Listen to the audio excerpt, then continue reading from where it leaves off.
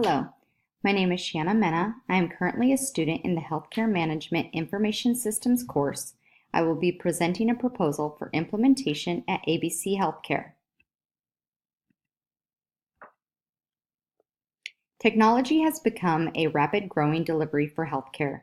Healthcare organizations have to find new innovative ways to increase patient volume while also delivering high quality care to its patients.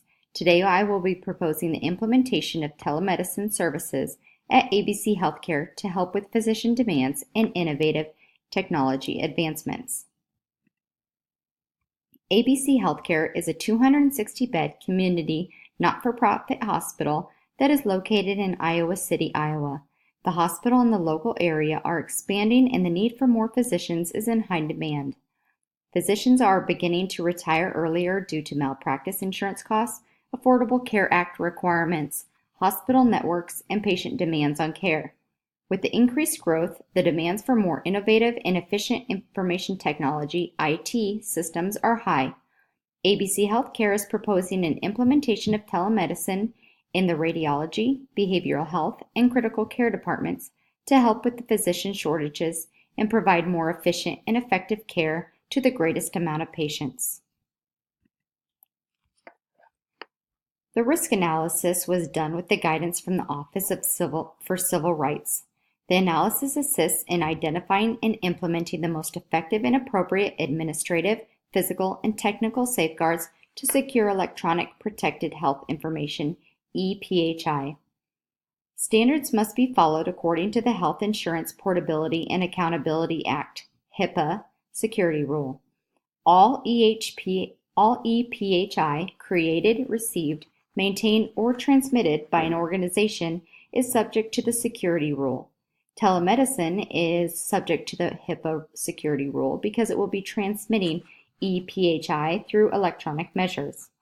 The current system has been maintained at ABC Healthcare with technical safeguards to ensure compliance with HIPAA rules, and it will continue with the telemedicine implementation. Compliance with all laws and standards will continue as outlined by HIPAA. Setup processes involved in adding a new IT system in the healthcare system are known as the Systems Development Lifecycle, SDLC. There are 4 phases to the framework of SDLC, including planning and analysis, design, implementation, and support and evaluation.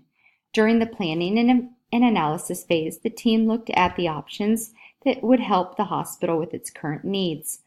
The design phase took the team through research of outside contractors, current contractors, and in-house systems to run the new IT system.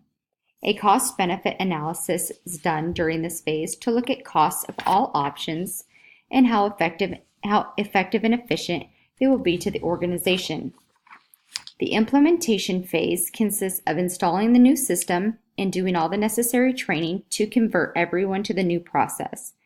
The support and evaluation phase will include monitoring the new system for any discrepancies and upgrading systems as needed. Knowledge, attitudes, and trust are all cultural factors that need to be evaluated during the decision-making process.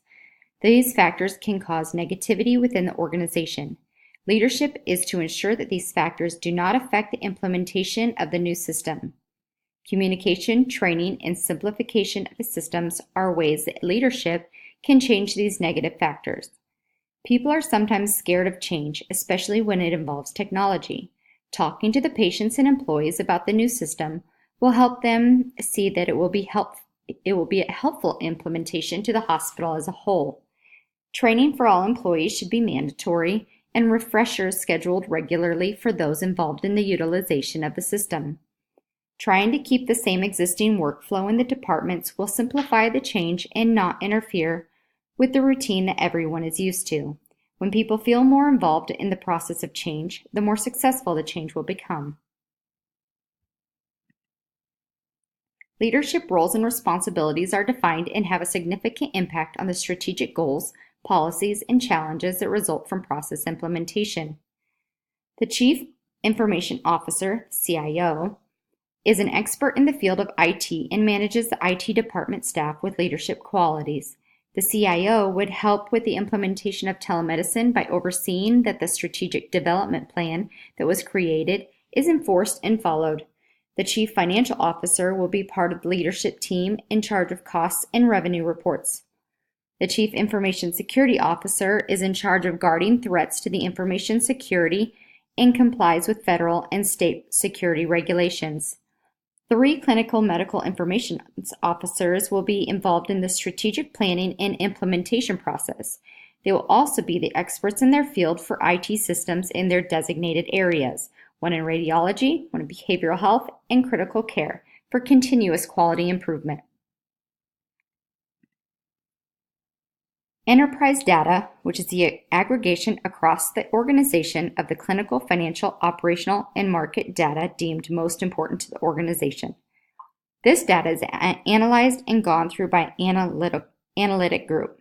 This data can then give them the information they need to make changes and improvements to increase quality and efficiency in their organization. The health information governance structure will need to remain strong through the process by defining the roles and responsibilities of the strategic planning team. The organizational goals will need to continue to be followed and answered when looking at different situations of change or strategies.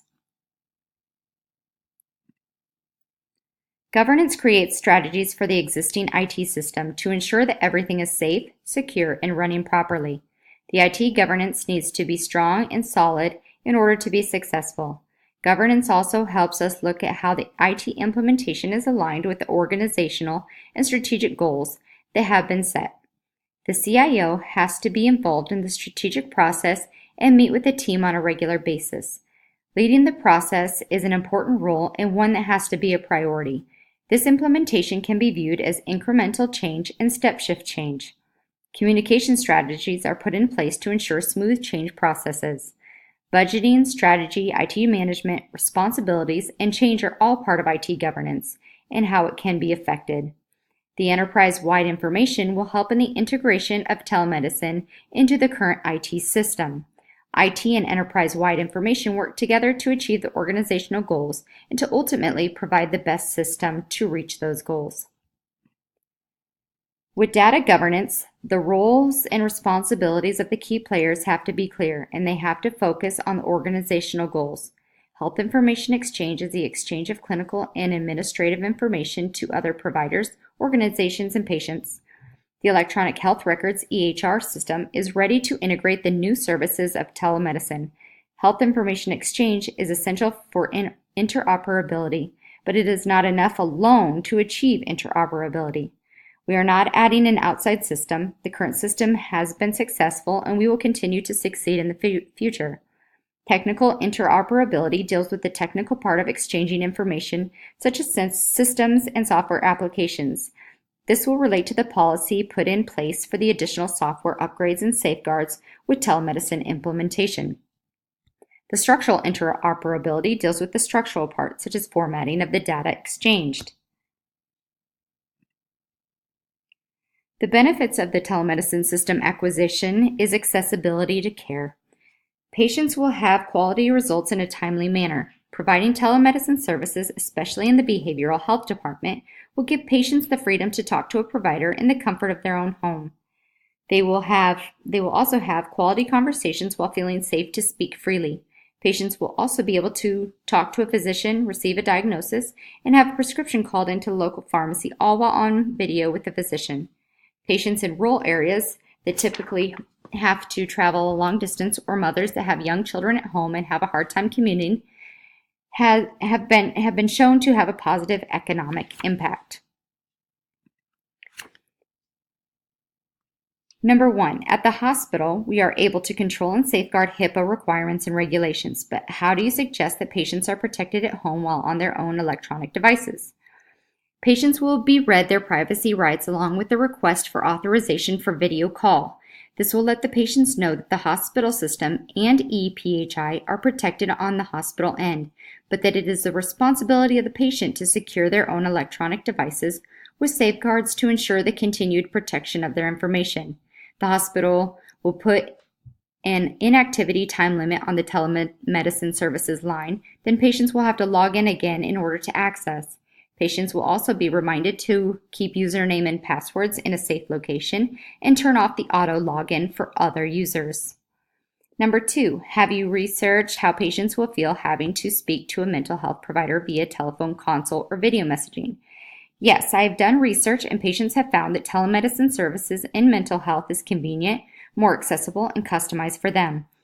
Also, providers have seen decreased depression, fewer missed or canceled appointments, and more access to new patients. How do you plan to keep the patient's privacy and PHI confidential during video calls? The radiologist will be reading and imaging from home. How do you plan to keep that information confidential? The video calls will be done in a specific room that locks with a video screen, camera, and microphone. Privacy screens will be installed and required on all telemedicine services equipment that will have any possible PHI accessed on it. The radiologist will also be required to have it on their work computer to view images. The radiologist will also sign a compliance form to all HIPAA and hospital standards and regulations while performing telemedicine services at home. This is the conclusion of our proposal today. These are the areas that were covered and discussed during the proposal. Telemedicine is a technological advancement that will provide more efficient and effective ways of treating patients to ABC Healthcare. This organization needs to agree to the proposal so that they can make the positive changes to reach their organizational goals.